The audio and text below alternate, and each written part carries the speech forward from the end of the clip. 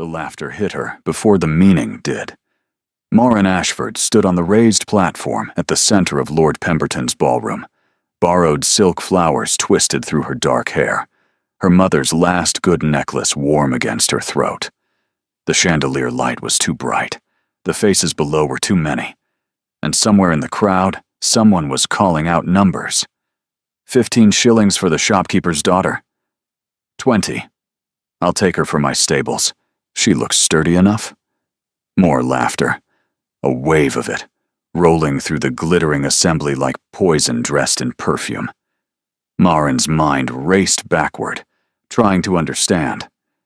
Tobias Finch had promised her this would be simple. His cousin needed extra ladies to fill out a charity event, he'd said. Just stand where they tell you, smile, and make polite conversation. A chance to rub shoulders with society, to make connections that might help her family's failing linen shop survive another season. No one had mentioned a stage. No one had mentioned an auction. 30 shillings! A ruddy-faced lord raised his glass, sloshing wine onto the woman beside him. Does she come with the dress, or do we return that after? The crowd roared. Marin's hands trembled at her sides. She searched the sea of faces for Tobias, for anyone who might explain what was happening, who might stop it. But she found only amusement, only the bright, cruel eyes of people who saw her humiliation as entertainment. At the edge of the platform, a woman in sapphire silk watched with particular satisfaction. Blonde curls arranged like a crown, lips curved in a smile that held no warmth. Lady Araminta Blackmore, Marin realized with sickening clarity. They'd been introduced earlier, briefly. Araminta had looked at Marin's dress, asked sweetly where she'd purchased it, then walked away laughing with her friends. This was her doing. 40 shillings, someone called. 45. The auctioneer, a nervous-looking man who seemed uncertain whether to continue, glanced toward the back of the room, as if seeking permission. Araminta gave a small nod. 45 shillings for the young lady, he stammered. Do I hear 50? Marin's vision blurred. She would not cry. She would not give them that satisfaction. She squared her shoulders, fixed her gaze on the far wall, and tried to imagine herself anywhere else. In her father's shop, folding linens. In her mother's kitchen, kneading bread. In the small garden behind their modest house, where no one looked at her like she was less than human. 50 shillings, the ruddy lord again, waving his hand with exaggerated enthusiasm. 100 pounds. The voice cut through the laughter like a blade through silk. Silence fell. Absolute, sudden, deafening silence. Marin's eyes found the speaker. He stood near the back of the room, half shadowed by a marble column. Tall, dark-haired, dressed in evening clothes so perfectly tailored they could only belong to someone born to wealth. His face was unreadable, but his voice carried the unmistakable weight of authority. 100 pounds, he repeated, stepping forward into the light. For the lady's time this evening, her company at dinner, her first dance. Nothing more, nothing improper. Is that acceptable to the organizers of this charitable entertainment? The last words dripped with ice. Lady Araminta's smile had frozen on her face. The ruddy lord lowered his hand. The auctioneer looked like he might faint. That is, Your Grace, this was merely, Araminta began. Your Grace. The title crashed through Marin's awareness. This man who had just silenced a ballroom with 3 words was a duke, an actual duke, and he had just bid 100 pounds for the privilege of her company. Merely what, Lady Araminta? His voice was soft, but something dangerous lurked beneath it. Merely a jest? Merely a harmless diversion at a young woman's expense? Araminta's face flushed. It was all in good fun. No one meant any genuine harm. If Miss Ashworth cannot take a joke, perhaps she shouldn't have attended an event above her station. Ashford, Marin heard herself say. Every head turned toward her. She hadn't meant to speak.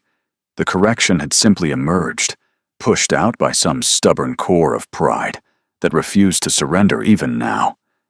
She met the Duke's eyes, her heart hammering against her ribs. "My name is Marin Ashford, not Ashworth." A flash of recognition crossed his face, there and gone in an instant. "Miss Ashford," he inclined his head, "would you do me the honor of your company this evening? I believe my bid stands." Marin looked at the sea of stunned faces below her, at Lady Araminta, whose perfect composure was cracking, at the platform beneath her feet, where she'd stood as an object of mockery. Then she looked back at the Duke. "The honor," she said, her voice steadier than she felt, "would be mine, Your Grace." He moved through the crowd, which parted for him like water, and extended his hand to help her down from the platform.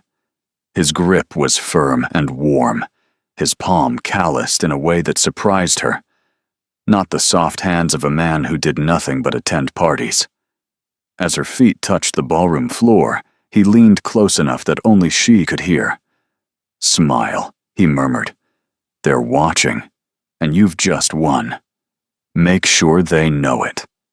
So Marin smiled, not the trembling, grateful smile of a woman rescued, but the sharp, satisfied smile of a woman vindicated.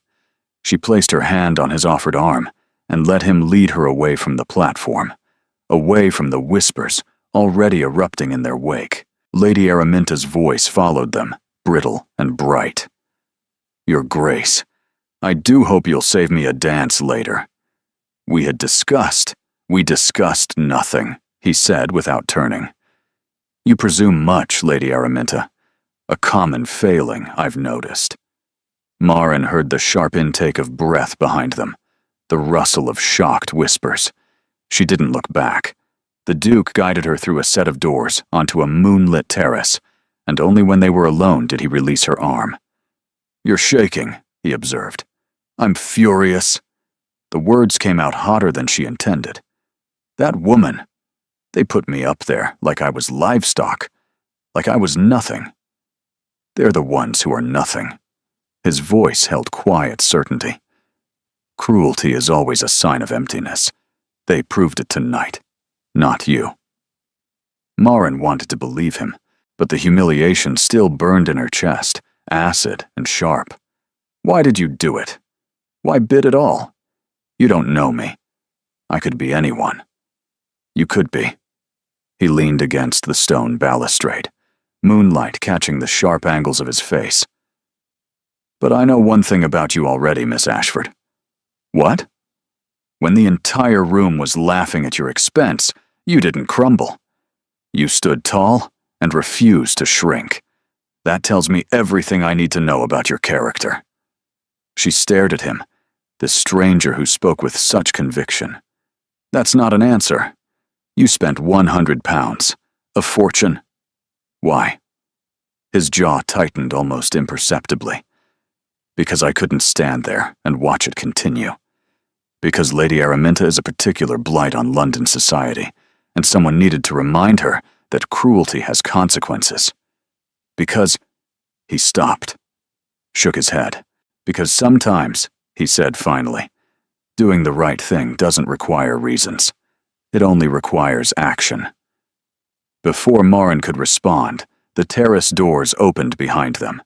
A young woman burst through, dark-haired and bright-eyed, practically vibrating with energy. "Caspian, there you are.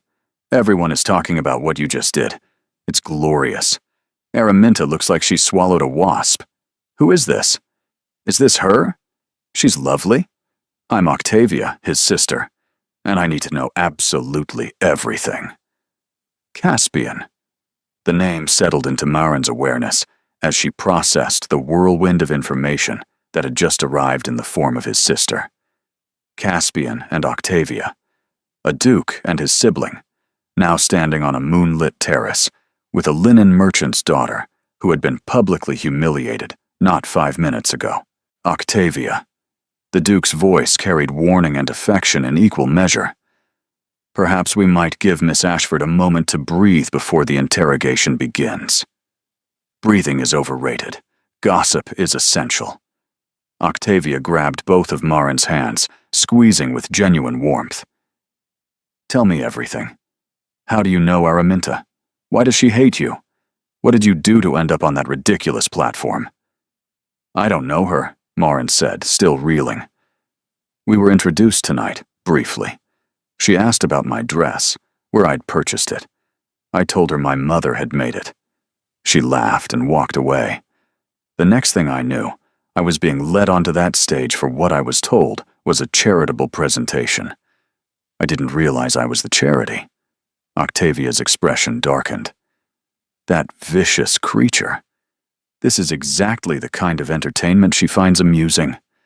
Last season, she convinced Lady Pemberton's housemaid that she'd been invited to the winter ball, then had her removed by footmen in front of everyone.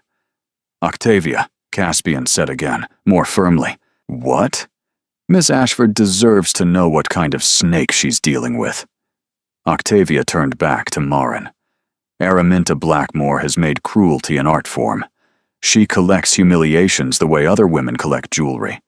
The fact that Caspian publicly embarrassed her in return is the best thing that's happened all season. Marin looked between them, her mind struggling to keep pace. Why does she collect humiliations? What does she gain from it? Power, Caspian said quietly. Control. The illusion of superiority. Lady Araminta has spent years cultivating influence through fear. People don't cross her because they've seen what happens to those who do. And yet you crossed her tonight. I did. His gaze met hers, steady and direct. I don't particularly care what Lady Araminta thinks of me. She'll care what you did. Marin's stomach dropped. She won't let this go unanswered. You've made an enemy for my sake, and you don't even know me. I know enough. You know nothing. The words burst out, fueled by fear and frustration. You know I kept my composure while being mocked. That's one moment. One reaction. You don't know my family, my circumstances, what kind of person I actually am. You've just spent £100 and made a public enemy of a powerful woman, based on nothing but a single instant of observation. The quiet between them grew heavy. Octavia's eyebrows rose. Caspian studied Marin with an expression she couldn't read. You're right, he said finally. I acted on instinct, not information. That was perhaps reckless. Perhaps. Definitely reckless. The corner of his mouth twitched. But I find I don't regret it. Do you wish I hadn't intervened? Marin opened her mouth to say yes, to tell him she didn't need rescuing, that she could have survived the humiliation on her own. But the lie wouldn't come. No, she admitted quietly. I don't wish that. Then let's proceed from here. He straightened from the balustrade. You asked why I bid. The truth is more complicated than simple chivalry. Lady Araminta has been a thorn in my side for months. My grandmother favors her as a match, despite my protests. Tonight provided an opportunity to demonstrate publicly that I have no interest in such an arrangement. The words landed like stones in still water. You used me, Marin said slowly, to send a message. Yes, he didn't flinch from the admission. Though I would have intervened regardless, your usefulness to my situation was a secondary consideration. Caspian, Octavia hissed, perhaps a touch more delicacy. Miss Ashford doesn't strike me as someone who wants delicacy. She wants truth. He was right. She hated that he was right. What happens now? She asked. You've bid on my company for the evening. The evening will end. I'll return home. Lady Araminta will surely find ways to make my life miserable from a distance. And you'll continue being a duke with a grandmother who wants you to marry someone awful. Caspian exchanged a glance with Octavia. Something passed between them, the wordless communication of siblings who had spent a lifetime decoding each other. What if the evening didn't have to end? Octavia said. What if this arrangement continued? Marin stared at her. What do you mean? I mean my brother has been avoiding grandmother's matchmaking schemes for 2 years. Lady Araminta is her current favorite candidate, but she's not the first and won't be the last. Caspian keeps refusing. Grandmother keeps insisting, and the whole house is suffocating under the tension. I still don't understand what this has to do with me. Everything. Octavia's eyes sparkled with sudden enthusiasm. Don't you see? Tonight, my brother publicly chose you over Araminta. He bid an outrageous sum for your company, humiliated her in front of everyone, and then escorted you away like you were the most important woman in the room. By tomorrow morning, all of London will believe he's courting you. The terrace seemed to tilt beneath Marin's feet. That's absurd. It's perfect. Octavia grabbed her hands again. If Caspian is openly pursuing someone else, grandmother can't force Lady Araminta on him. She'll be furious, of course, but she can't argue with a public courtship. And by the end of the season, you can simply decide you don't suit. Part ways. No scandal, no harm done. No harm? Marin pulled her hands free. What about my reputation? What about my family? If I pretend to be courted by a duke, and then suddenly I'm not, people will assume I did something wrong. They'll whisper that I wasn't good enough, that I reached above my station and fell. We would manage the ending carefully, Caspian said. A mutual decision, handled with discretion. You'd emerge with your reputation intact. You can't guarantee that. No. He met her eyes. I can't. But I can guarantee that you'll spend the next several months living in comfort, attending the finest events in London, and being treated as though you belong. Lady Araminta's mockery tonight will be forgotten, replaced by the story of how you caught a duke's attention. That's not nothing, Miss Ashford. It wasn't nothing. It was everything. Marin thought of her father's shop, barely staying afloat, her mother's hands, rough and red from taking in extra mending, her brother Dorian's constant schemes to rescue the family through luck rather than labor. She thought of the tiny house they'd moved to after the business declined, the careful counting of every penny, and the constant weight of worry that pressed down on all of them. And she thought of the platform in that ballroom, the laughter, the numbers being called out like she was property. Why should I trust you? She asked. You've already admitted you used me tonight. How do I know this arrangement won't hurt me more than the humiliation would have? You don't. Caspian's honesty was relentless. Trust is earned, not guaranteed. But I give you my word that I will do everything in my power to protect your reputation and your interests. If at any point you wish to end the arrangement, it ends. No arguments, no complications. And if Lady Araminta tries to destroy me, his expression hardened, then she'll discover that making an enemy of me was the worst decision of her life. The words should have been theatrical. Instead, they sounded like a promise. The terrace doors opened again, and a footman appeared, his face carefully blank. Your Grace, the Dowager Duchess has arrived. She's asking for you. Caspian's jaw tightened almost imperceptibly. Of course she is. Grandmother doesn't miss anything, Octavia murmured. Someone will have already sent word about what happened. Then she'll want to meet Miss Ashford immediately. Caspian turned to Marin. You don't have to decide anything tonight, but in approximately 3 minutes, my grandmother will walk through those doors, expecting to assess the woman who just upended her carefully laid plans. Whatever you choose, you'll need to face her first. Marin's pulse thundered in her ears. And if I choose to leave? To go home and pretend tonight never happened? Then I'll have my carriage take you wherever you wish to go, and we'll never speak again. He paused. But Lady Araminta will still be out there, still vengeful, still powerful, and you'll have no shield against whatever retribution she decides to pursue. The doors opened again. This time, the woman who entered made the moonlight seem dim by comparison. Tall, silver-haired, dressed in black silk, that somehow looked more regal than any color could.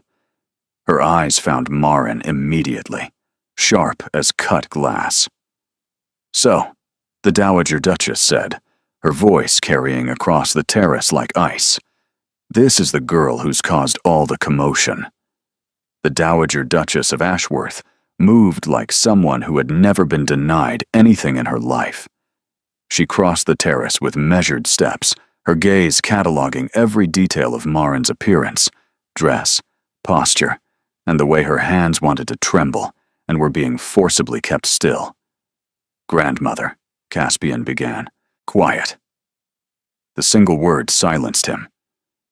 "I'll speak with Miss Ashford alone." Octavia made a small sound of protest, but Caspian touched her arm. They retreated through the terrace doors, leaving Marin alone with the most intimidating woman she had ever encountered. The Dowager circled her slowly. Marin stood still, refusing to flinch, meeting the older woman's gaze without wavering. The same posture that had caught the Duke's attention. She clung to it now like armor. "Your dress is homemade," the Dowager observed. "Competently done, but the fabric is last season's pattern. Your necklace is paste, though a decent imitation. Your hair was styled by someone with skill, but not professional training. Your mother, I presume?" "Yes, Your Grace." "Don't grovel. I despise groveling." The Dowager stopped in front of her. "My grandson just spent £100 and destroyed 2 years of my careful planning in a single impulsive gesture. I want to know why." "With respect, Your Grace, you should ask him that question, not me." Her expression shifted almost imperceptibly. "I'm asking you because Caspian will give me the answer he thinks I want to hear. You, Miss Ashford, have no such motivation. You have nothing to lose by telling me the truth." "I have everything to lose." Marin's voice came out steadier than she expected. "I was put on that stage as a joke. Your grandson intervened. I don't know why, not truly. He's given me reasons, but I can't verify their sincerity. All I know is that 5 minutes ago, I was being auctioned like livestock, and now I'm standing on a terrace being interrogated by a Dowager Duchess. Neither situation is one I chose." The Dowager's lips thinned. "You're impertinent." "I'm honest. You said you despise groveling." Neither spoke. The moment lengthened, sharp and dangerous. Then, unexpectedly, the Dowager laughed, a short bark of genuine amusement. "Hello, Weiss," she said, extending her hand as if they were equals, "since we appear to be dispensing with formalities." Marin took the offered hand, bewildered.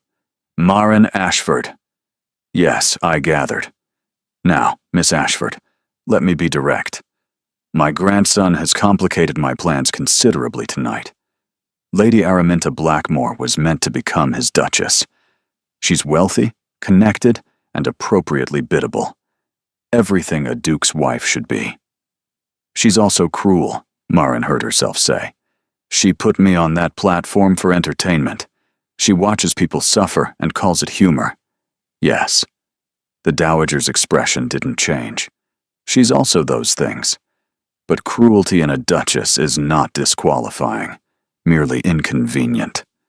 Marin stared at her. You would have married your grandson to a woman you know is cruel.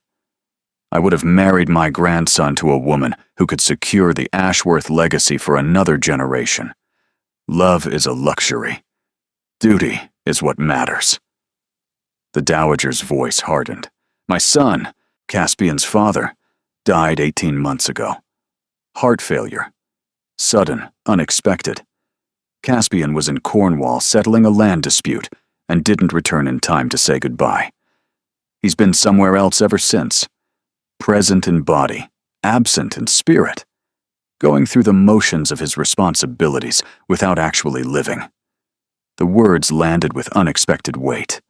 Marin thought of the Duke's careful composure, the controlled precision of his movements, the way he observed everything without seeming to feel anything. I want him to marry, the Dowager continued, not merely for heirs, though those are necessary. I want him to feel something again. to be anchored to life by more than obligation. Lady Araminta would never have accomplished that. She's too empty herself to fill anyone else. Then why push the match? Because he refused to choose for himself, and an indifferent marriage is better than no marriage at all. The dowager's gaze sharpened. But now you've appeared. An unknown variable. A disruption to my careful planning. Tell me, Miss Ashford, what exactly do you intend to do with my grandson's attention? Marin's breath caught. I haven't decided yet. Haven't decided. The dowager's tone could have frozen fire. My grandson publicly chose you over the woman I selected. By morning, all of London will assume he's courting you. Invitations will arrive. Expectations will build. And you haven't decided? I was put up for auction an hour ago. Marin's voice rose. I came to this event believing I was doing a favor for an acquaintance. Instead, I was humiliated in front of hundreds of people. Then your grandson intervened, brought me out here, and proposed that I pretend to be courted by him for the rest of the season. And now you're demanding to know my intentions? I don't have intentions, Your Grace. I have confusion and exhaustion, and the growing suspicion that nothing about tonight has been what it seemed. The dowager studied her for a long moment. You're frightened? Yes. Good. Fear means you understand the stakes. She moved toward the balustrade, looking out over the moonlit garden. Let me tell you what will happen if you refuse Caspian's arrangement. You'll return home tonight. Tomorrow, Lady Araminta will begin her retribution.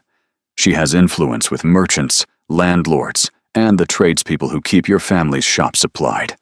Within a month, your business will fail entirely. Within 2, your family will be destitute. Dread pooled in Marin's gut. You can't know that. I know Araminta. I've watched her destroy others for smaller offenses than being the object of my grandson's public attention. The dowager turned back to face her. Alternatively, you accept the arrangement. You spend the season as Octavia's guest at Ashworth House. You attend balls and dinners on Caspian's arm. Araminta can't touch you while you're under our protection. And at the end of the season, we engineer a graceful conclusion. You emerge with connections, references, and the reputation of a woman who was courted by a duke, but chose independence. And if I fail? If I can't maintain the pretense? Then you fail, but at least you'll have tried. The dowager's voice softened almost imperceptibly. I'm not offering you a fairy tale, Miss Ashford. I'm offering you a chance. What you do with it is your choice. The terrace doors opened, and Caspian returned alone, his expression guarded. Grandmother, perhaps we might conclude this interrogation inside. The night is growing cold. We're finishing now. The dowager gestured toward Marin. Miss Ashford is considering your proposal. I've provided additional context. I'm sure you have. His tone was dry. Threats or inducements? Both. I'm efficient. Caspian moved to stand beside Marin, not touching her, but close enough that she felt the warmth of his presence. Whatever she told you, whatever pressure she applied, the choice remains yours. I meant what I said. If you want to leave, you leave. No consequences from me. There will be consequences from Araminta, the dowager said flatly. We've established that. Grandmother? He knows it's true. The older woman's gaze fixed on Marin. You have until morning to decide. We'll be attending Lady Worthington's garden party tomorrow afternoon. If you arrive at Ashworth House by noon, I'll know you've accepted. If not, I'll know you've chosen differently. Either way, I wish you well, Miss Ashford. You have more spine than I expected. She swept back through the terrace doors without another word. Marin exhaled slowly, her whole body trembling. Your grandmother is terrifying. She grows on you. Caspian's voice held wry affection. Eventually, after several years. I don't have several years. I have until morning. Marin turned to face him. If I do this, if I accept your arrangement, I need conditions." His eyebrows rose. "Conditions? You said yourself that trust is earned. I don't know you, Your Grace. I don't know your family, your household, and your expectations. If I'm going to walk into your world and pretend to belong there, I need protections. Name them." The readiness of his response steadied her. "First, my family receives immediate assistance, not charity, employment. My mother is an excellent seamstress. My father knows textiles better than anyone in London. My brother needs direction, not schemes. Find them work, real work, so they're not dependent on whether our ruse succeeds or fails." Caspian nodded slowly. "That can be arranged. Second, I want written references from both you and Lady Octavia at the end of the season. Letters of introduction that will help me secure a position as a companion or governess. Not your household. Somewhere I can build my own life. You're planning your escape before you've even arrived. I'm ensuring I have somewhere to go when this ends, because it will end, Your Grace. You've said so yourself." He studied her with those unreadable eyes. "What's your third condition?" "Honesty." Marin held his gaze. "If you decide you actually want to marry someone, whether it's Lady Araminta or anyone else, you tell me immediately. I won't be used as a shield while you conduct a real courtship on the side. I may be poor, but I won't be made a fool. You think I would do that?" "I think I don't know what you would do. That's the point." She stood taller. "Those are my conditions. Do we have an agreement, or do I walk away tonight?" Caspian was silent for a long moment. The moonlight caught the sharp planes of his face, the tension in his jaw, and the unreadable depths in his eyes that she still couldn't name. "Your family will receive positions before the week is out," he said finally. "You'll have your letters of introduction, written by myself, Octavia, and my grandmother, whether she likes it or not. And you have my word, Miss Ashford. I will not court anyone else while this arrangement stands. When it ends honestly." He extended his hand. Marin looked at his outstretched palm, the hand that had helped her down from that humiliating platform, the hand that had just sealed a bargain that would change everything about her life. She took it. His grip was warm, firm, and somehow final. A door closing and opening simultaneously. "Then I'll see you tomorrow," she said. "Noon. Ashworth House. I'll send a carriage. I'll find my own way." She released his hand. "If I'm going to walk into your world, I'd rather do it on my own 2 feet. His expression betrayed a moment of surprise, perhaps even respect. "As you wish, Miss Ashford." She turned and walked back toward the ballroom, where she would find Tobias Finch and demand explanations, where whispers would follow her every step, where Lady Araminta was certainly watching from somewhere with fury in her perfect eyes. But Marin didn't look for any of them. She walked straight through the crowd, out the front entrance, and into the London night. Tomorrow, everything would change. And for the first time in years, she wasn't entirely afraid of what that change might bring. Ashworth House rose from the morning mist like a castle from a fever dream. Marin stood at the iron gates, her single carpet bag clutched in both hands, staring up at the cream-colored facade with its endless windows and columned entrance. She had walked from Cheapside, nearly 2 hours through London's crowded streets, because she'd meant what she said about arriving on her own 2 feet. Now those feet refused to move. The house was enormous, 3 stories of elegant Georgian architecture, surrounded by manicured gardens visible through the gates, a circular drive leading to doors that probably cost more than her family's entire shop. Footmen in matching livery stood at attention, watching her with carefully neutral expressions. She didn't belong here. The thought struck with such force that she nearly turned around. What was she doing? Playing pretend with dukes and dowager duchesses. She was a linen merchant's daughter. Her hands knew the weight of fabric bolts, the scratch of inventory ledgers, the ache of standing behind a counter for 12 hours. They didn't know how to hold crystal glasses or gesture elegantly at garden parties. Miss Ashford, a young woman appeared at the gate, red hair tucked under a cap, freckles scattered across a friendly face. She curtsied quickly. "I'm Bridget, miss. Lady Octavia sent me to watch for you. She said you might need a moment before coming inside." Marin blinked. She knew I'd hesitate? She said anyone sensible would. Bridget's smile was warm. It's a lot to take in, the house. Even I still get lost sometimes, and I've worked here 2 years. But it's not so frightening once you're inside. Just rooms and hallways, stone and wood, nothing that bites. Despite everything, Marin felt her lips twitch. Nothing that bites. Well, Bridget's eyes sparkled. The Dowager Duchess can be sharp, but she's more bark than bite once you know her. And His Grace is kind, truly. Quiet, but kind. He remembers all our names, asks after our families. Not all lords do that. The small detail lodged itself in Marin's chest. A duke who remembered servants' names, who asked about their families. "Thank you, Bridget." Marin straightened her shoulders. "I suppose I should stop hovering at the gate like a lost cat.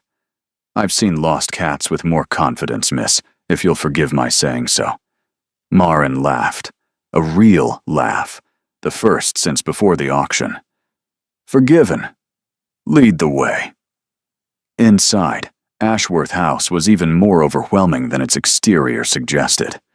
Marble floors stretched in every direction, reflecting light from chandeliers that dripped with crystal.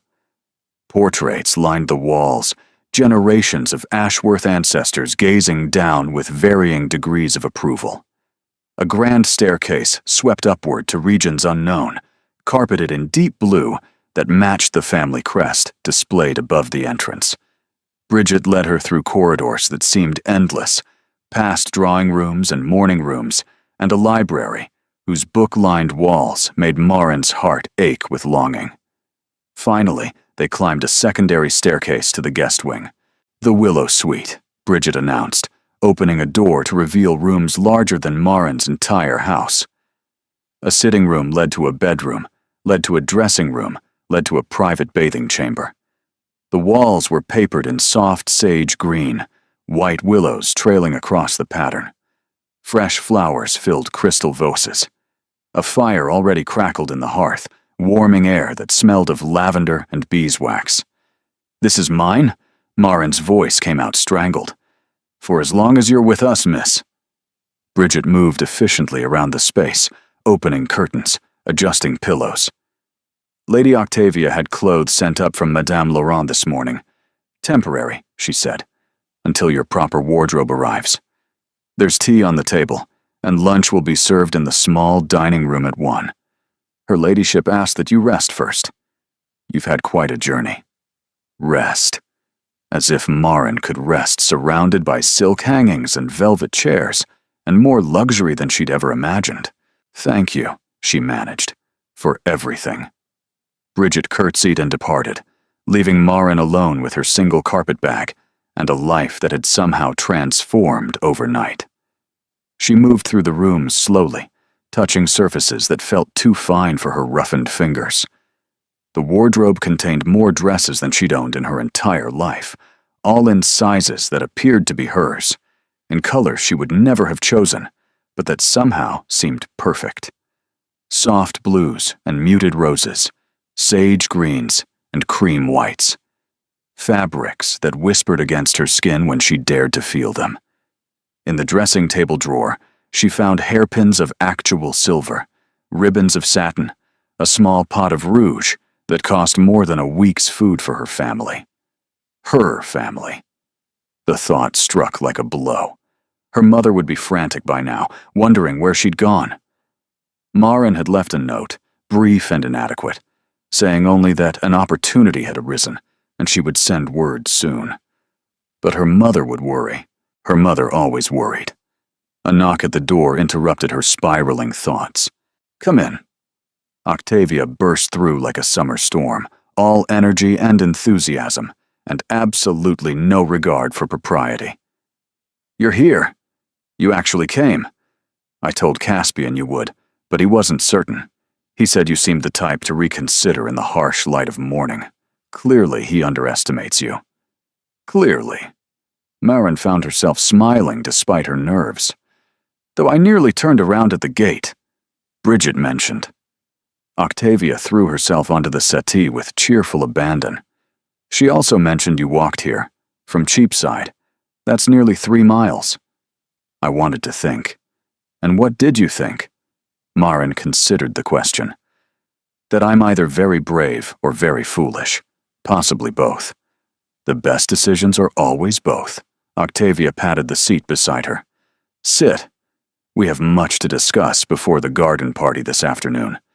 Grandmother is already planning your introduction to society, and trust me, you want to be prepared." Marin sat, her borrowed dress rustling against the velvet cushions. "What kind of preparation?" "The survival kind." Octavia's expression grew more serious. "Lady Worthington's garden party will be full of people who saw what happened last night. Some will be curious, some sympathetic, many hostile. Lady Araminta will certainly be there, sharpening her claws. You'll need armor." "I don't have armor. I have a merchant's wit and a stubborn refusal to crumble." "Those are excellent starts." Octavia squeezed her hand. "We'll build from there. Now tell me everything about yourself. Not the facts grandmother already extracted, the real things. What makes you laugh? What makes you furious? What do you dream about when no one's watching?"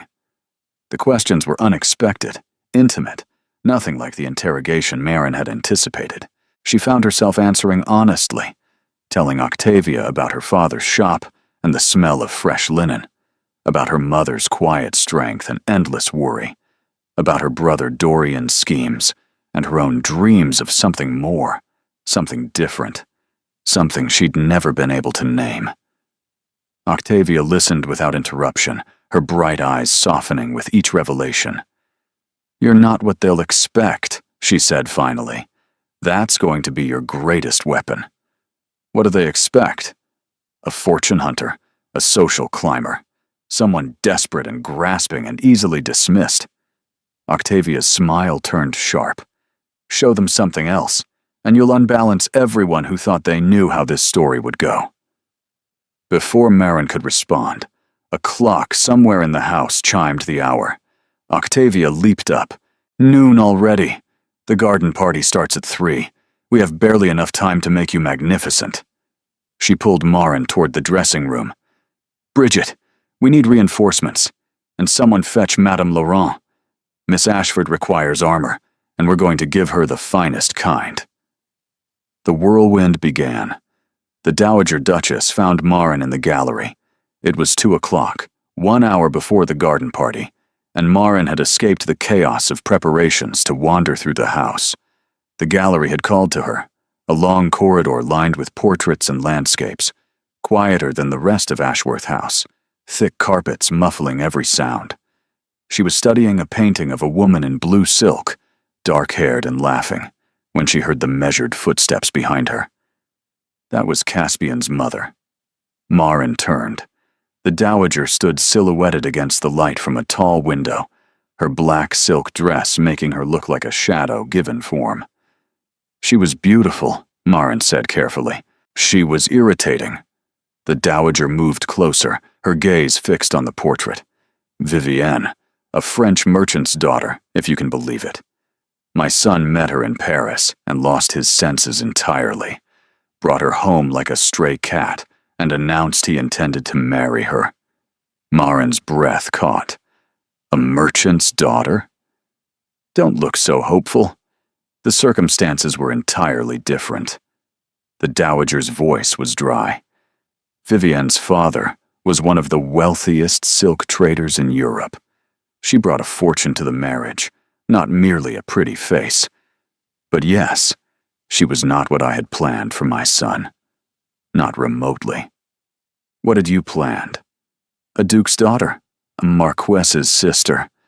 Someone bred for the position, trained from birth to manage a great house and produce acceptable heirs. The dowager's lips thinned. Instead, I got Vivian, who laughed too loudly and said exactly what she thought, and somehow made my rigid, proper son laugh along with her. Maren studied the portrait with new eyes. The woman's smile held mischief, joy, a refusal to be contained. You didn't approve. I was furious. For the first 5 years of their marriage, I barely spoke to either of them. The dowager's voice held no emotion, but her hands were clasped tightly together. Then Caspian was born, and then Octavia. And somewhere in watching my grandchildren grow, I realized that Vivian had given my son something I never could have. What was that? Happiness. The word came out like a confession. Real happiness. Not duty satisfied or obligations met, but actual joy. He smiled when she entered a room. He held her hand at dinner, like they were still courting. He was present, in a way he'd never been before. Maren thought of what the dowager had said on the terrace. Present in body, absent in spirit. What happened to her? She died giving birth to their third child. The baby died as well. The dowager's voice remained steady, but something cracked beneath the surface. My son survived another 12 years, but he was never the same. He went through the motions of living, managed the estates competently enough, but the light had gone out of him. When his heart failed 18 months ago, I think part of him was relieved. The gallery felt very cold suddenly. Maren wrapped her arms around herself. Why are you telling me this? The dowager turned to face her fully. Because Caspian is his father's son. He loved deeply as a child, felt everything too intensely. When his mother died, something in him closed off. When his father died, what little remained retreated further. He performs his duties now.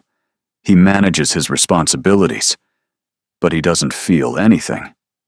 That's not true. The words escaped before Maren could stop them. Last night, at the auction, he was furious. I could see it. The way he looked at Lady Araminta, the way he spoke to her, that wasn't performance. That was real.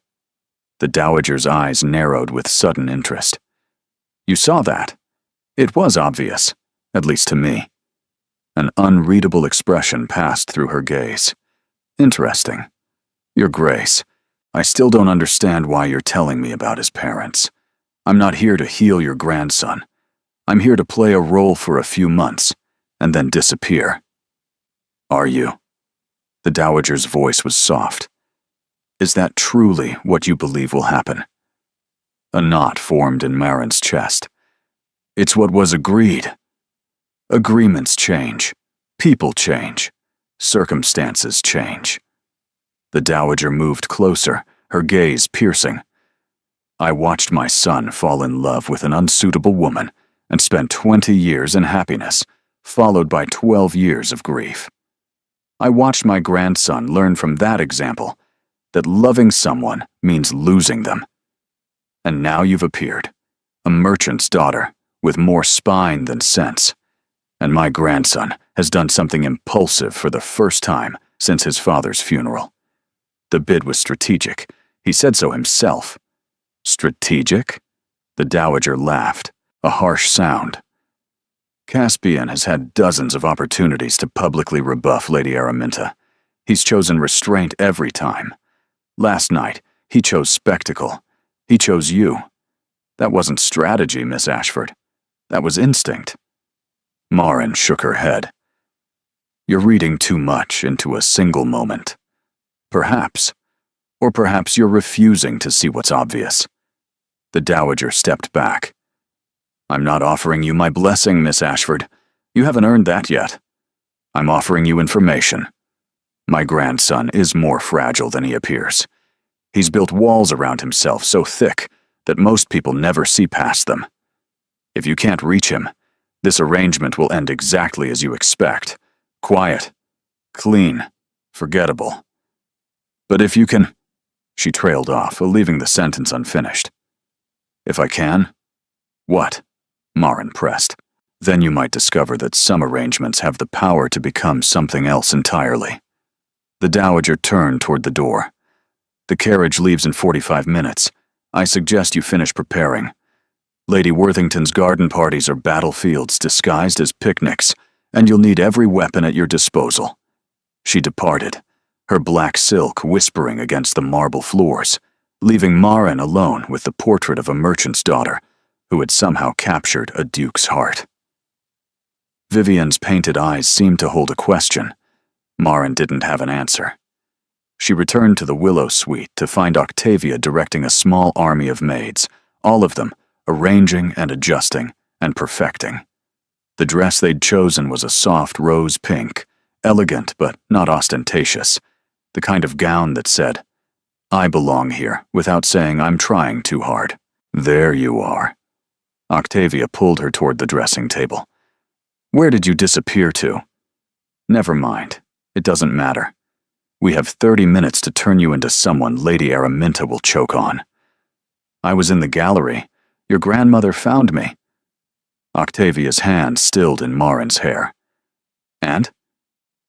"She told me about your mother, your parents, the merchant's daughter who married the Duke's son." Silence fell over the room. The maids exchanged glances and quietly withdrew. "She told you about Vivian?" Octavia's voice was strange. "She never talks about Vivian. Not to anyone. Maybe she thought I needed to understand something." "Understand what?" Marin met Octavia's eyes in the mirror. "That your brother isn't as cold as he pretends to be. That underneath all that control, there's someone who's afraid to feel anything, because feeling things means losing them." Octavia's expression crumpled, just for a moment, before she rebuilt it. "She's not wrong. Caspian was different before Father died. Warmer, more present. Now he's like a statue that walks and talks and manages estates. Sometimes I want to shake him until something cracks." "Maybe something already has." "What do you mean?" Marin thought of the terrace, of the Duke's voice cutting through the auction's cruelty, of the fury she'd seen beneath his controlled surface. "I think your grandmother believes I might be the something that cracks him open. She's not sure if that's good or bad, but she wanted me to know it was possible." Octavia stared at her for a long moment. Then she smiled, slow and conspiratorial. "Well then," she said, picking up a hairpin, "let's make sure you're ready for anything, including the impossible." The garden party was a battlefield draped in bunting. Lady Worthington's estate spread across several acres of manicured perfection, with striped pavilions dotting the lawn, and servants circulating with champagne and delicate pastries. Everywhere Marin looked, she saw silk and jewels and careful smiles that never quite reached the eyes. She stepped down from the Ashworth carriage and felt every gaze turn toward her. The whispers began immediately. "That's her. The auction girl. Can you believe she actually came? The Duke must have lost his mind. Look at that dress. Obviously new, obviously purchased for her. How long before he tires of this little charity project?" Marin kept her posture tall and her expression steady. She was wearing armor now, pink silk and silver hairpins, and the quiet confidence Octavia had spent the afternoon drilling into her. "Remember," Octavia murmured beside her, "you're not seeking their approval. You're granting them the privilege of your presence. There's a difference." "That seems arrogant." "It is. That's the point. Arrogance is the only currency these people respect." Caspian appeared at Marin's other side, offering his arm. He was dressed in afternoon attire that probably cost more than her family's shop earned in a month, his dark hair perfectly arranged, his expression carefully neutral. "Miss Ashford." His voice was formal, but his eyes held something warmer. "You look well. You look appropriate."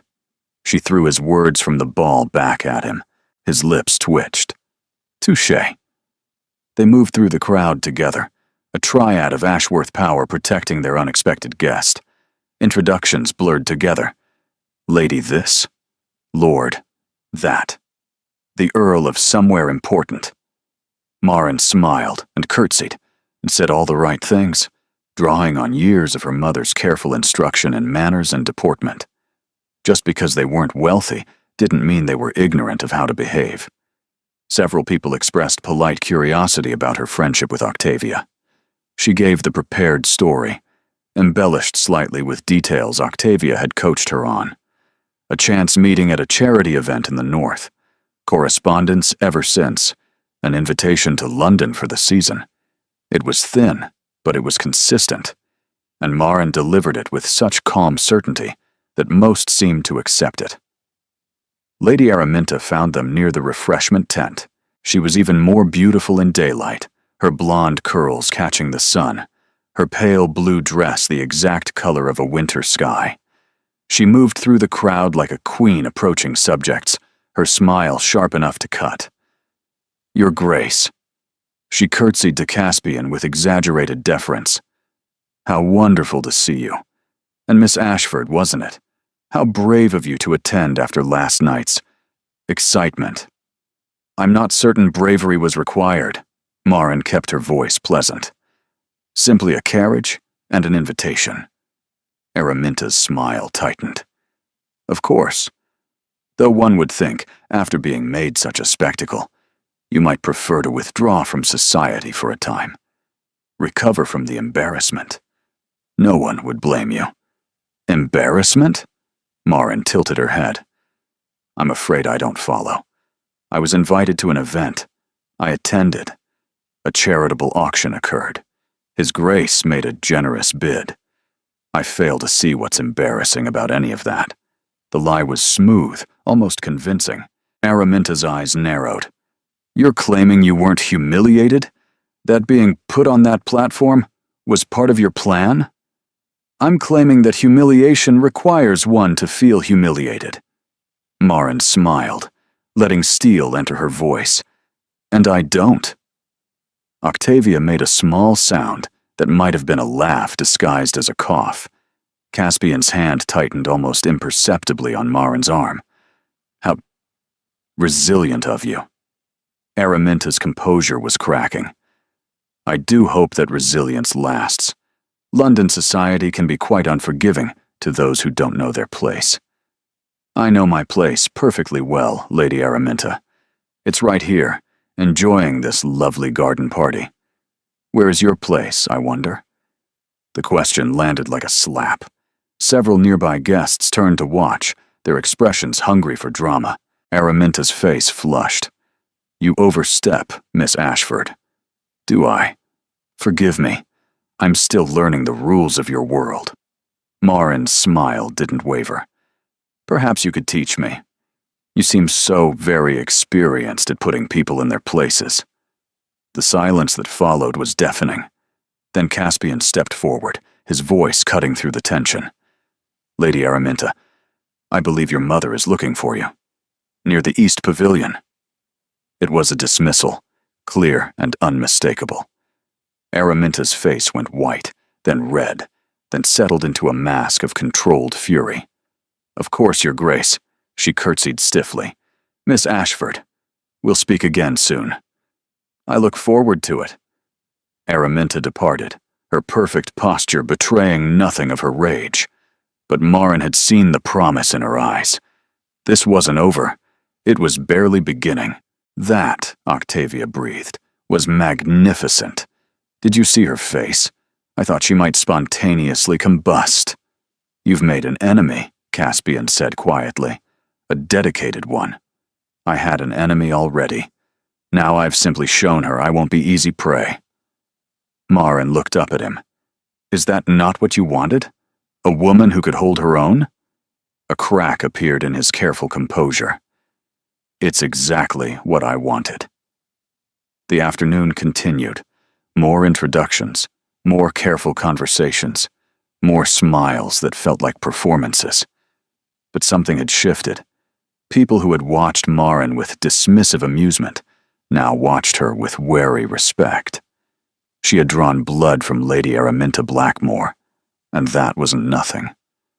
By the time the garden party ended, Marin's feet ached, and her face hurt from smiling, but she felt something she hadn't expected.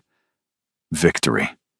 Small, temporary, possibly meaningless, but victory nonetheless. In the carriage back to Ashworth House, Octavia chattered enthusiastically about every moment, every slight, and every triumph. The dowager sat in silence, her expression unreadable but not disapproving. And Caspian watched Marin with those careful blue eyes, seeing something she wasn't sure she wanted him to see. "You did well today," he said finally. "I survived." Survival in that world is doing well. He leaned back against the carriage seat. "Tomorrow we attend the Whitmore Ball. Larger crowd, higher stakes. Are you prepared?" Marin thought of Araminta's promise of future confrontation, of the whispers that would spread through London tonight, of everything that could go wrong, and probably would. "I'll be prepared," she said, "whatever that requires." His gaze held hers for a moment longer than necessary. "I believe you will be." The carriage rolled on through the darkening streets, carrying them back to Ashworth House, back to the strange new life Marin was building one careful step at a time. Tomorrow was the ball. Tomorrow, everything would escalate. She would be ready. The Whitmore Ball was everything the garden party had been, magnified 100-fold. Crystal chandeliers blazed overhead, their light fracturing into 1,000 rainbows across the marble floor. An orchestra played from a raised dais, filling the cavernous ballroom with music that seemed to pulse in time with Marin's racing heart. And everywhere were people watching. She descended the grand staircase on Caspian's arm, wearing a gown of midnight blue that Madame Laurent had delivered that morning with a note. For making Araminta Blackmore turn that particular shade of red. With admiration. "They're staring," Marin murmured. "They're always staring." Caspian's voice was low, meant only for her. Tonight, let them see something worth watching. The evening began well enough. Marin danced the first waltz with Caspian, their movements synchronized in a way that surprised her. His hand at her waist was warm, steady, guiding her through turns and spins without a single misstep. "You dance well," he said, something like surprise in his voice. "My mother taught me. She said a woman should always know how to dance, even if she never gets the chance. She sounds wise. She is." Marin's throat tightened. "I miss her. Even though I've only been gone 2 days, I miss her. We can arrange a visit. Tomorrow, if you like." The offer was unexpected, generous in a way that didn't fit the cold duke everyone seemed to believe he was. "You would do that?" "You're not a prisoner, Miss Ashford. You're a guest." Before she could respond, the waltz ended. Caspian bowed over her hand, his lips brushing her gloved knuckles in a gesture that sent heat flooding through her chest. Then he released her, and the evening continued. Other partners claimed her attention. Young lords who asked too many questions. Older gentlemen who looked at her with barely concealed speculation. Marin smiled and deflected, and counted the minutes until she could return to Caspian's side. She found Octavia near the refreshment table, her face flushed with champagne and excitement. "You're doing wonderfully," Octavia whispered. "Lady Pemberton told me she thinks you're charming. Lady Pemberton never thinks anyone is charming. Small victories. The best kind." Octavia squeezed her hand. "Now, fair warning. Lady Araminta has been circulating all evening, speaking to everyone who'll listen. I don't know what she's planning, but she's planning something." As if summoned by her name, Araminta appeared at the edge of the dance floor. She was surrounded by a cluster of young women, all of them watching Marin with expressions that ranged from pitying to predatory. Miss Ashford. Araminta's voice carried across the space between them. I've just been telling my friends about your family's shop. Linens, isn't it? How quaint. Do you fold the fabric yourself, or do you have servants for that? Laughter rippled through the surrounding crowd. Maren felt her face heat, but she kept her voice steady. We fold it ourselves, Lady Araminta. It's honest work. Perhaps you've heard of the concept. The laughter died. Araminta's eyes narrowed.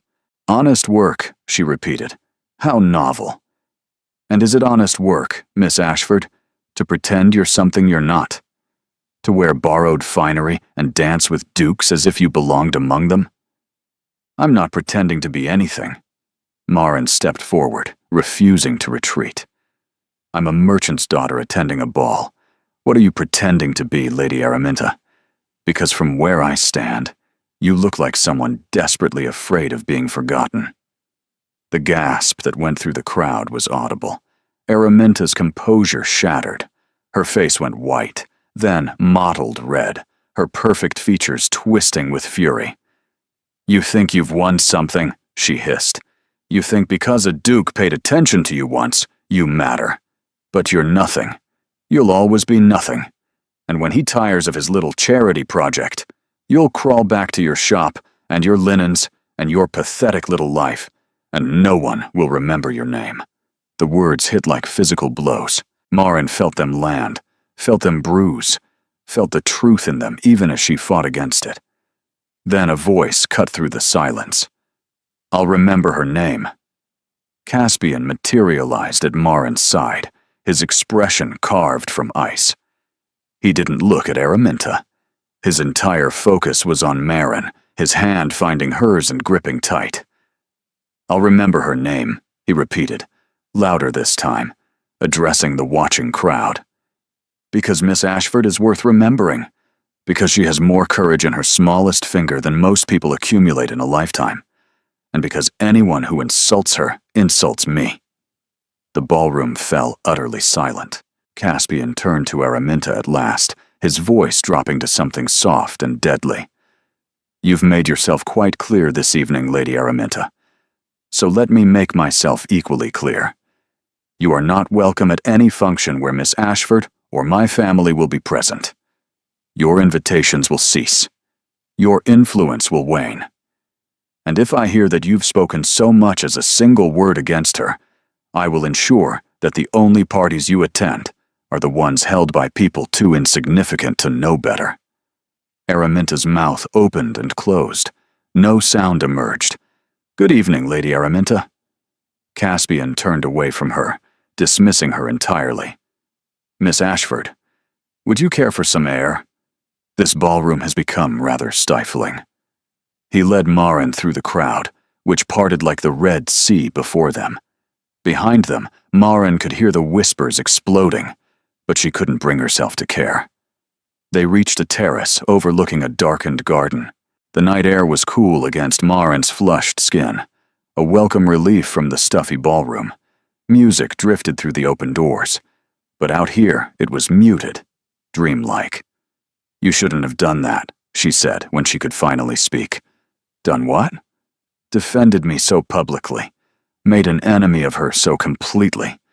She'll never forgive you. I don't require her forgiveness. Caspian leaned against the stone balustrade, his face half-shadowed. She attacked you. I responded. That's the end of it. It's not the end of anything. It's the beginning. Maren pressed her hands to her temples. Don't you see? Before, this was a game, a temporary arrangement. Now you've made it personal. Now everyone in that ballroom thinks you actually care about me. Perhaps I do. The words hung between them, electric and terrifying. Don't say that. Maren's voice cracked. Don't pretend this is something it isn't. I'm not pretending anything. He stepped closer, close enough that she could feel the warmth of his body. I defended you because you deserved to be defended. Because watching her attack, you made me feel something I haven't felt in years. Fury, yes, but also protectiveness, possessiveness. Things I have no right to feel for a woman I hired to play a role. Marin's pulse quickened. Caspian, that's the first time you've used my name. Is it? Yes. His hand lifted, almost touching her face, then dropped. I'm not asking for anything, Marin. I'm just telling you the truth, because I promised you honesty, and this is what honesty looks like. Before she could respond, before she could even process, the terrace doors opened behind them. Octavia's face was pale in the lamplight. You need to come inside. Grandmother's had a spell. The doctors have been sent for. The next 3 days blurred together in a haze of worry and waiting. The Dowager Duchess had collapsed shortly after Caspian's confrontation with Araminta, her heart seizing in her chest. The doctors came and went, speaking in hushed tones about strain and age and the importance of rest.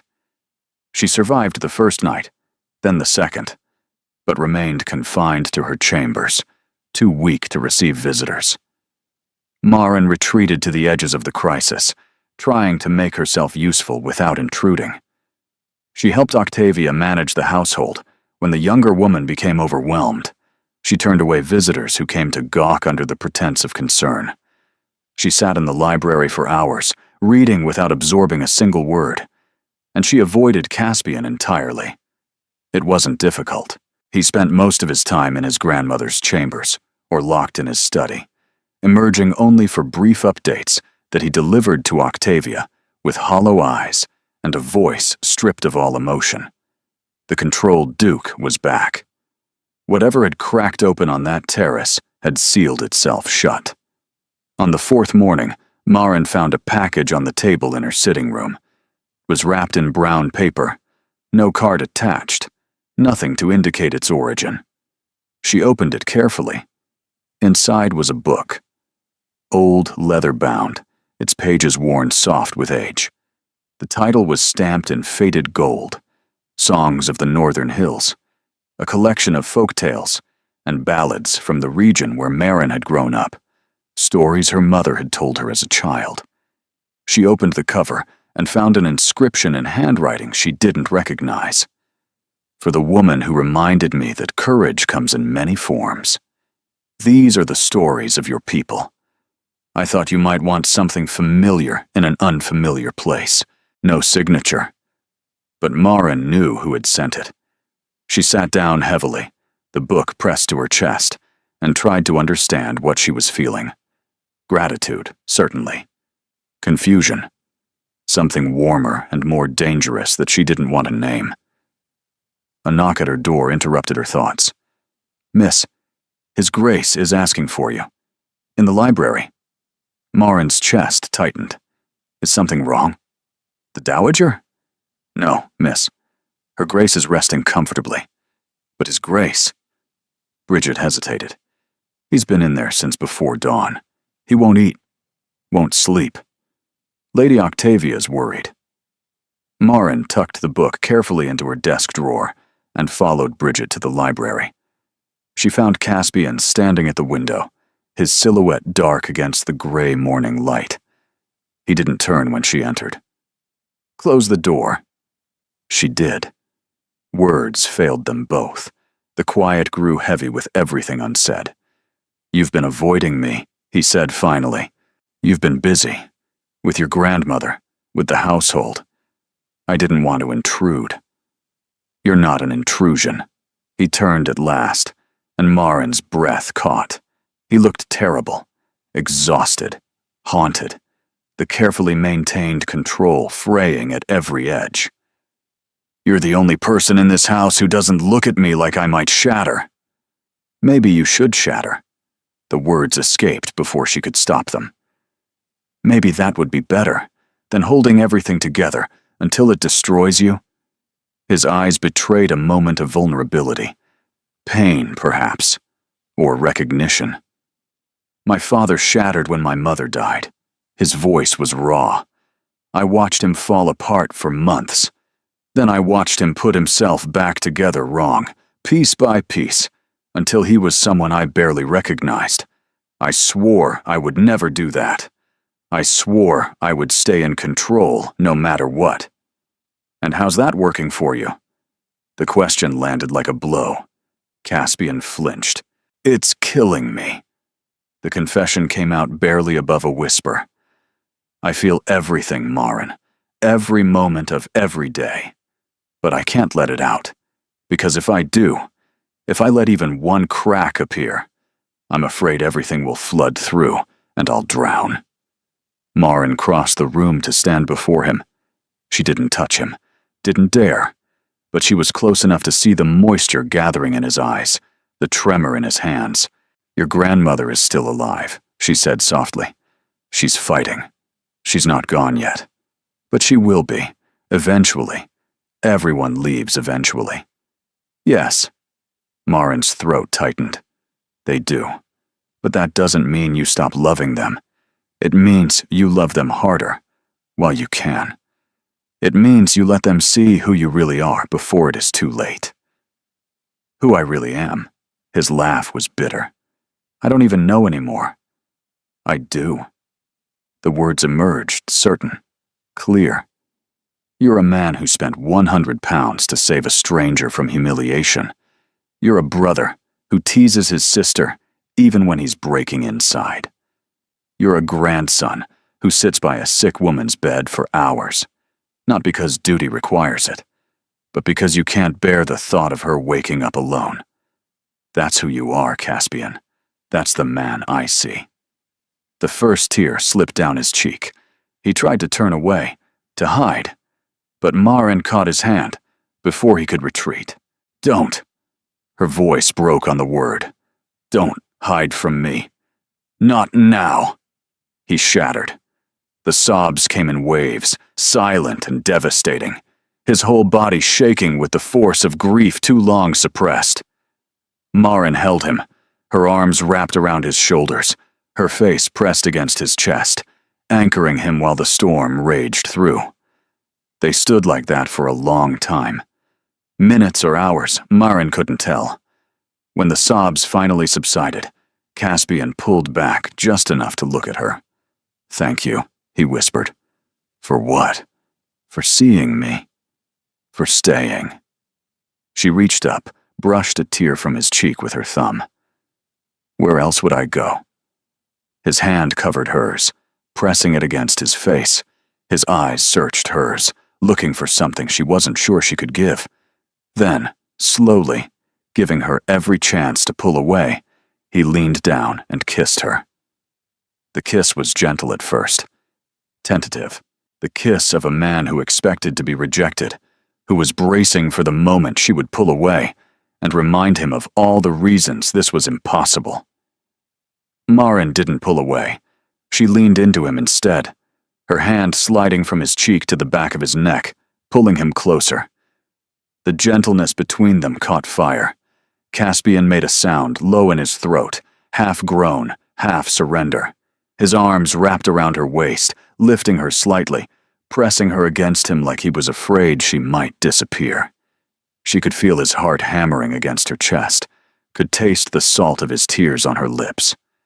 When they finally broke apart, both breathing hard, she saw something in his eyes she'd never seen before. Hope.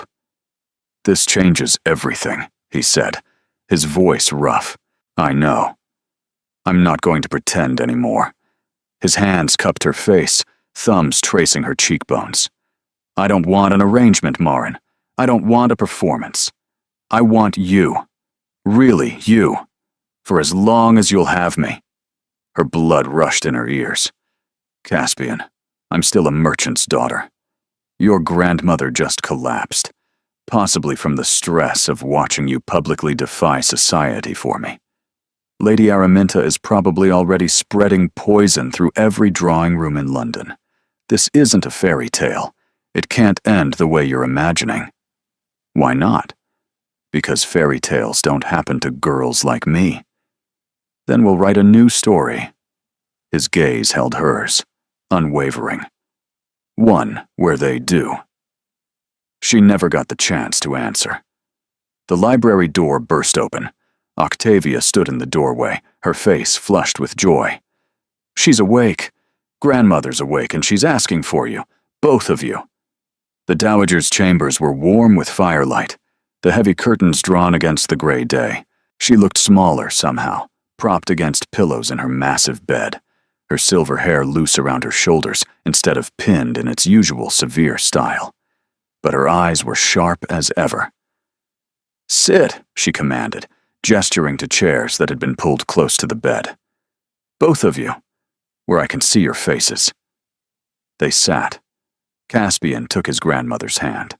Marin folded hers in her lap, suddenly aware that her lips were probably swollen from kissing, that anyone looking at her would know exactly what had just happened. The dowager looked, and she knew. "I see the situation has progressed," she said dryly. "Grandmother." Caspian's voice held warning. "Don't grandmother me. I've been half dead for 3 days. I've earned the right to say what I please." Her gaze shifted to Marin. "Well, do you love him?" The directness stole Marin's breath. I don't stammer. It's unbecoming." "Yes or no, Miss Ashford? Do you love my grandson?" Marin looked at Caspian, at his exhausted face, his red-rimmed eyes, the vulnerability he'd finally allowed her to see, at the man who had saved her from humiliation, defended her against cruelty, wept in her arms. "Yes," she said. "I love him." Caspian's hand tightened on his grandmother's. His eyes never left Marin's face. "Good." The dowager settled back against her pillows. "Then we have plans to make. I am not dying. The doctors have confirmed it was merely a warning, one I intend to heed by reducing my stress considerably. Which means, Caspian, you will stop fighting me about marriage. And you, Miss Ashford, will stop pretending you're temporary. Grandmother, I haven't even proposed. You'll propose. Probably dramatically, knowing you. You're your father's son in that regard." The dowager's voice softened. "Vivienne would have liked her, you know. Your mother. She would have seen what I see. A woman with spine enough to stand beside you and heart enough to understand you." Marin's eyes stung. "Your Grace. Heloise. If you're going to marry my grandson, you should call me Heloise." The dowager closed her eyes. "Now go away, both of you. I need to rest. And you need to figure out how to announce this without giving Lady Araminta the satisfaction of thinking she was right about you being a fortune hunter." They were dismissed. In the hallway outside, Caspian pulled Marin into his arms again, holding her tight against his chest. "She's going to be fine," Marin whispered. "She's going to be insufferable." But there was laughter in his voice, and relief. "She just gave us her blessing, you realize, in her own imperious way." "I noticed." Marin pulled back to look at him. "Are we really doing this? Truly?" "Truly." He kissed her forehead. "Though I would like to actually propose at some point. Properly. With a ring." "I don't need a ring. You're getting one anyway." His smile was the most beautiful thing she'd ever seen. "But first, we have a few things to handle. Lady Araminta, your family. The small matter of announcing to all of London that our arrangement has become something else entirely. That sounds complicated. It will be." He took her hand, lacing their fingers together. "But we'll handle it together. Whatever comes. Together." The word wrapped around her heart like a promise. For the first time since she'd stepped onto that auction platform, Marin allowed herself to believe that maybe, just maybe, this could actually work. The letter arrived on a Tuesday. Marin was in the small morning room, reviewing the day's invitations with Octavia, when Bridget entered with a silver tray. Her face was troubled. "This came for you, miss. Hand-delivered. The messenger wouldn't say who sent it." Marin took the envelope. Her name was written across the front in elegant, unfamiliar script. She broke the seal and unfolded the single page inside. "Miss Ashford, I thought you should know what people are saying about your family. Your brother has been gambling heavily at Hargrove's establishment. Your father has been seeking loans from increasingly disreputable sources. and your mother has been seen entering a pawn shop near Cheapside, carrying what appeared to be her wedding ring. The Duke of Ashworth may have rescued you from one humiliation, but he cannot rescue your family from themselves. Eventually, the truth of what you are will come out. You are not a fairy tale princess. You are a desperate woman from a desperate family, and London will see you for exactly what you are. With sincere regards, a friend. Marin's hands were shaking by the time she finished reading. What is it? Octavia was at her side instantly. Marin, you've gone white. What does it say? She handed over the letter without a word. Octavia's expression darkened as she read. That vicious, poisonous snake. This is Araminta's work. It has to be. It doesn't matter who sent it. Marin's voice felt distant, detached. What matters is whether it's true. Marin, I need to go home. I need to see my family. She was already moving toward the door. If they're in trouble, if Dorian has been gambling, if my mother sold her ring, I need to know. Let Caspian help. He has resources, connections. This isn't his problem to solve. The words came out sharper than she intended. My family's struggles were never part of our arrangement. I can't ask him to rescue them too. You're not asking. He'd want to help. And that's exactly why I can't let him. Marin stopped at the doorway, her heart aching. Don't you see? If he keeps saving me, keeps saving my family, I'll never know if I actually belong in his world, or if I'm just charity. A project. Something he fixed because he couldn't fix his own grief. Octavia's face crumpled. You don't believe that. I don't know what I believe anymore. She left before Octavia could argue further. The carriage ride to Cheapside felt endless. Marin stared out the window at the familiar streets, watching the neighborhoods grow shabbier, more crowded, more like the world she'd left behind. By the time she reached her family's modest house, her stomach was in knots. Her mother opened the door. The relief on her face lasted only a moment before it transformed into worry.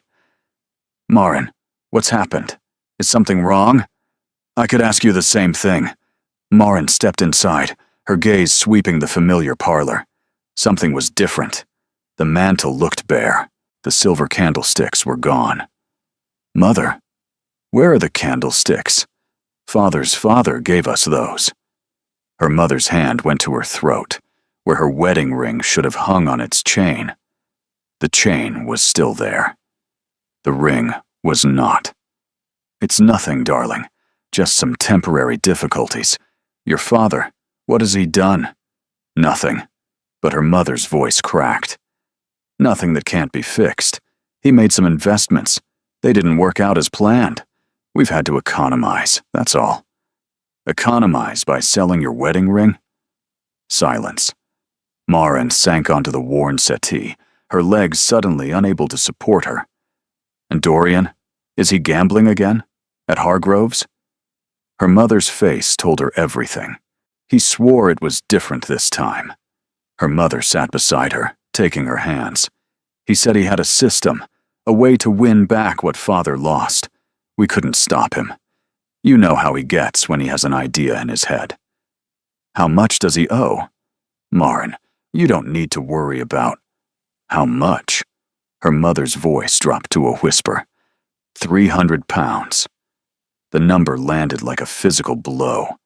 300 pounds was more than her family earned in 2 years. It was a debt they could never repay, a hole they could never climb out of. I'll fix it, Marin heard herself say. I'll find a way. How? Darling, I know you're living with wealthy people now, but you can't ask them for money. It would prove everything everyone says about you. Her mother was right. Of course she was right. If Marin went to Caspian with this, if she asked him to pay her brother's gambling debts and rescue her family from ruin, she would become exactly what Araminta accused her of being, a fortune hunter, using his affection to extract wealth. The love he thought he felt for her would curdle into suspicion. The trust they'd built would shatter, and she would never know if he'd chosen her or simply felt obligated to save her. There was only one solution. She had to leave. The decision crystallized with terrible clarity. If she left now, before things went further, Caspian could move on. Find someone suitable. Someone whose family wouldn't drag him into scandal and debt. Someone who actually belonged in his world, and she could figure out how to save her family on her own, the way she always had. "I have to go," she said, standing abruptly. "Mother, I'm going to fix this. I promise." "Maren, wait." But she was already out the door, climbing back into the carriage that would take her to Ashworth House one last time. She had letters to write, and a heart to break. Caspian found the letters on his desk 3 hours later. One was addressed to Octavia, thanking her for her friendship and apologizing for leaving without saying goodbye. One was addressed to the Dowager, formal and brief, expressing gratitude for her hospitality. The third was addressed to him. He opened it with hands that had started to tremble. "Caspian, by the time you read this, I'll be gone. Please don't try to find me. I told you once that fairy tales don't happen to girls like me. I wanted to believe I was wrong. I wanted to believe that love could be enough, that courage and feeling and the impossible thing growing between us could somehow bridge the gap between your world and mine. But I was wrong. My family is drowning. My brother owes money we can't repay. My father has lost everything. Again. And if I stay with you, if I let you rescue us, I become exactly what everyone believes I am. A desperate woman exploiting your affection for financial gain. I won't do that to you. I won't let our story become that story.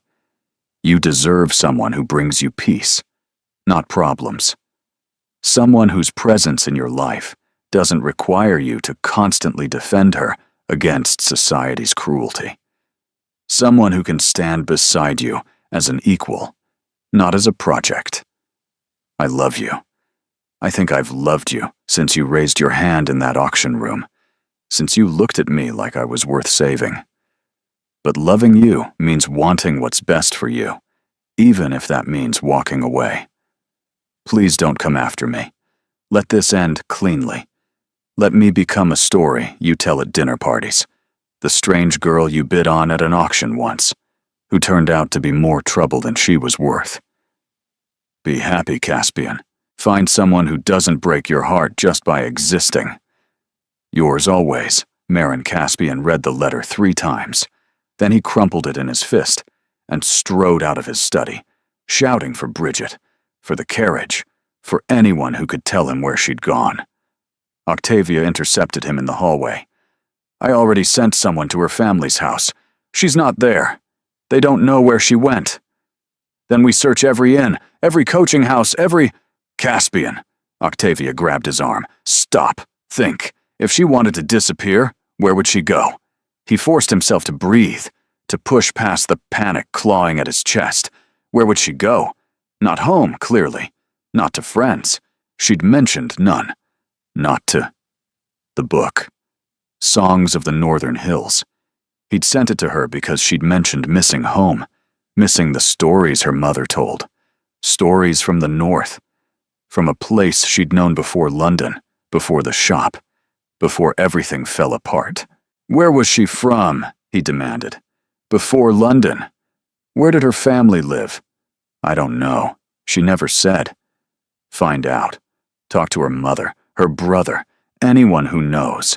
There must be records at the shop, paperwork, something. Within the hour, he had his answer. Thornwick, a village in the Northern Hills, 3 days' journey from London, the place where Maren Ashford had been born, where her mother's family still lived, where she might run if she had nowhere else to go. I'm going after her, Caspian said, already calling for his horse. The carriage would be faster, more comfortable. I don't want comfortable. I want fast. He grabbed his coat. Tell grandmother. Tell her I'll be back when I've found her. Tell her I'm doing what father would have done. Octavia's eyes glistened. Bring her home, Caspian. I intend to. He rode through the night, The roads were dark, the moon hidden behind clouds. But Caspian pushed forward anyway. He changed horses at coaching inns, ate in the saddle, slept in brief snatches when his body threatened to give out. By the time dawn broke on the second day, he was halfway to Thornwick, running on nothing but desperation and love. He found her on the third morning. She was standing at the edge of a cliff overlooking the sea, the northern wind whipping her hair into tangles, her shoulders hunched against the cold. She looked small against the vastness of sky and water, small and alone and utterly beautiful. "You shouldn't have come." She didn't turn around. Somehow, she'd known he was there. "You didn't actually think I'd let you go that easily." He dismounted, his legs nearly buckling from exhaustion. "You should know me better by now. I know you well enough to know you'll regret this." Her voice was flat. "I have nothing to offer you, Caspian. My family is ruined. My brother owes money to dangerous people. Coming after me only makes everything more complicated." "Then let it be complicated." He moved to stand beside her, looking out at the gray, churning sea. "I don't want simple. I don't want easy. I want you. You want the idea of me, the brave girl who stood up to Araminta, who made you feel things again. But that's not who I am. I'm just someone who's been barely surviving for so long that I forgot what living looked like." "Then let me remind you." She turned at last, and he saw the tears streaming down her face. How? How do you remind someone how to live when their whole family is drowning? By helping them swim. He took her hands, cold and trembling in his warm grip. "Your brother's debts are paid. I handled it before I left London." She stared at him. "What?" "Octavia found out the details from your mother. Hargrove's establishment. £300. It's settled." "You can't just—" "I can. I did." His voice was fierce. "And before you tell me that makes you a charity case, before you twist this into proof that you're not worthy of me, listen to what I'm actually saying. I didn't do this to buy you, Maren. I did it because I love you. Because when you love someone, their problems become your problems. Their family becomes your family. That's what love means. Love means drowning together. Love means learning to swim together." He pulled her closer. "I'm not rescuing you. I'm choosing you. There's a difference." The fight drained out of her, all at once, like water from a broken vessel. She collapsed against his chest, sobbing, and he held her the way he'd held her in the library. Tight, unbreakable, refusing to let go. "I'm sorry," she choked out. "I'm sorry I ran. I was so scared." "I know. I thought if I loved you, I had to protect you from me. That's not how this works." He tipped her face up, forcing her to meet his eyes. "You protect each other. You face things together. You don't get to decide what's best for me and then disappear. That's not love. That's cowardice." She laughed, a broken sound. "Did you just call me a coward?" "If the shoe fits." But he was smiling. "Come home, Maren. Come home and let me love you properly. Let me introduce you to society as the woman I intend to marry. Let me show them all that you're not a scandal or a charity project or a fortune hunter. You're the woman who changed everything. What if they don't accept me? Then they lose the privilege of our company." He kissed her forehead. "I choose you, Maren, over society, over expectations, over everything. Now stop running and choose me back." She looked up at him, this impossible man who had ridden 3 days through darkness to find her, who had paid her brother's debts without being asked, who looked at her like she was the answer to every question he'd ever had. "I choose you," she whispered. "I choose you, Caspian, for everything. For always." He kissed her then, properly, the way he'd wanted to since that night at the Whitmore ball. And when they finally broke apart, the sun was breaking through the clouds, painting the sea gold. "Come on," he said, taking her hand. "We have a long ride back to London. and I believe I owe you a proper proposal." The auction house was different in daylight. Marin stood outside Lord Pemberton's estate, the same estate where she'd been humiliated a month ago, and marveled at how much had changed. The gardens looked peaceful now, the windows gleaming benignly in the afternoon sun. It was hard to believe this was the place where her life had transformed. "Are you certain about this?" Caspian stood beside her, his hand warm at the small of her back. "We don't have to do it here. We could announce our engagement anywhere." "It has to be here." Marin's voice was steady. "This is where it started. This should be where it ends." The season's end charity gala was Lady Pemberton's annual tradition, a grand affair marking the close of the social season, with an auction of donated items to benefit orphanages throughout London. The irony was not lost on Marin, neither was the fact that Lady Araminta Blackmore would be in attendance. They entered together, and the whispers began immediately. But this time, Marin didn't shrink from them. She walked with her head high and her shoulders back, wearing a gown of deep gold that caught the light like fire. Caspian was beside her, and Octavia walked just behind, practically bouncing with anticipation. Even the dowager had come, carried in a sedan chair, and deposited near the refreshments, where she could observe everything without exerting herself.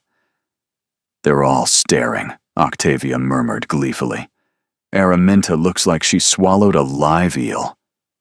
Lady Araminta did indeed look unwell. She stood near the far wall, surrounded by a smaller group of companions than usual, her face pale beneath her powder. The whispers about her had started weeks ago, that she'd orchestrated the humiliating auction, that she'd been publicly dismissed by the Duke of Ashworth, that her influence was waning. Now, watching Marin enter on that same Duke's arm, she looked like a woman watching her own funeral procession. "Later," Marin said quietly. "Let her wait." The evening proceeded with elegant precision. Lord Pemberton welcomed his guests. The orchestra played, champagne flowed, and when the charity auction began, Marin took her place near the front, exactly where she could be seen. "This time, many of you were present at a gathering held in this very room several weeks ago," he began, his voice carrying across the sudden silence. "A gathering during which a young woman was placed on this platform and subjected to a mockery disguised as entertainment." Gasps rippled through the crowd. Several faces turned toward Araminta, who had gone dead white. "I intervened that evening because I could not stand by while cruelty masqueraded as humor. I did not know Miss Marin Ashford when I raised my hand. I knew only that she was being treated with a callousness that should shame every person who participated or watched in silence." Marin stood frozen, her breath stolen, her limbs refusing to obey. She could only watch as the man she loved addressed a room full of people who had laughed at her. "Since that night, I have come to know Miss Ashford well. I have discovered that she possesses more courage, more integrity, and more genuine worth than most of the so-called nobility in this room.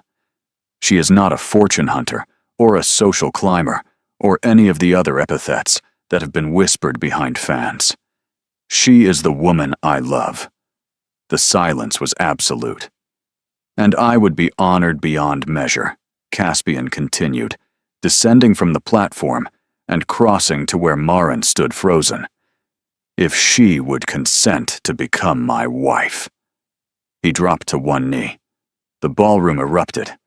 Marin looked down at him through a blur of tears, at this impossible man who had just declared his love before the very people who had mocked her, who had turned her humiliation into a triumph she never could have imagined. "You're proposing here," she whispered, "in front of everyone." "I'm proposing here," he confirmed, "so that no one can ever question what you mean to me. So that every whisper and rumor dies tonight, replaced by the truth. I choose you, Marin Ashford. In front of God and society and Lady Araminta Blackmore, I choose you." Somewhere near the far wall, she heard a strangled sound that might have been Araminta choking. "Well?" Caspian's eyes sparkled with mischief, despite the magnitude of the moment. "Don't leave me kneeling here forever. My grandmother says it's undignified for a duke." Marin laughed, a sound of pure joy. "Yes." "Yes? Yes, you ridiculous man. 1,000 times, yes." He slipped the ring onto her finger, a sapphire surrounded by diamonds that caught the light like captured stars. Then he rose and kissed her. Right there in the middle of the ballroom, in front of everyone who had ever doubted she belonged. The applause that followed was thunderous. Later, after the congratulations and the champagne and Octavia's tearful embraces, Marin found herself standing beside the dowager's chair. "You planned this," she said quietly. "The proposal, the speech, you knew he was going to do it here." "I suggested it." The dowager's voice was dry, but her eyes were warm. "This room saw your humiliation. It was only fitting that it witness your vindication." "And Araminta?" They both looked toward the corner where Lady Araminta had stood. The space was empty now. She had slipped out sometime during the proposal, her face a mask of defeat. "She'll survive," the dowager said. "Her kind always does. But she'll think twice before targeting someone under Ashworth protection again." Marin nodded slowly. It wasn't perfect justice. Araminta would face no formal consequences, no public punishment. But she had been humiliated by her own failure, forced to watch as the woman she'd tried to destroy rose to heights Araminta herself would never reach. Some victories were quiet, but they were victories nonetheless. "Thank you," Marin said, "for accepting me, for helping me become someone who deserves this." The dowager reached out and took her hand, a gesture so unexpected that Marin nearly wept. "You always deserved it," Heloise said. "You simply needed someone to see it. My grandson has excellent taste, just like his father." 1 year later, the Ashworth charity auction was becoming a cherished new tradition. Marin stood at the edge of the ballroom, watching as items were bid upon with genuine enthusiasm. The proceeds would fund scholarships for merchants' children, a program she'd designed herself, helping young people from modest backgrounds access education and opportunity. A warm hand settled on her waist. "You're hiding," Caspian murmured against her ear. "I'm observing. There's a difference. You told me that once before." He turned her to face him. "Right before you made me fall hopelessly in love with you. I seem to recall you doing most of the falling on your own." "True. But you caught me." He kissed her forehead. "How are you feeling? Should you sit down?" Marin placed her hand over the gentle swell of her belly, only just beginning to show beneath her amber gown. "I'm fine. Better than fine. I'm perfect." Across the room, Octavia was holding court with a circle of young lords, all of them competing for her attention.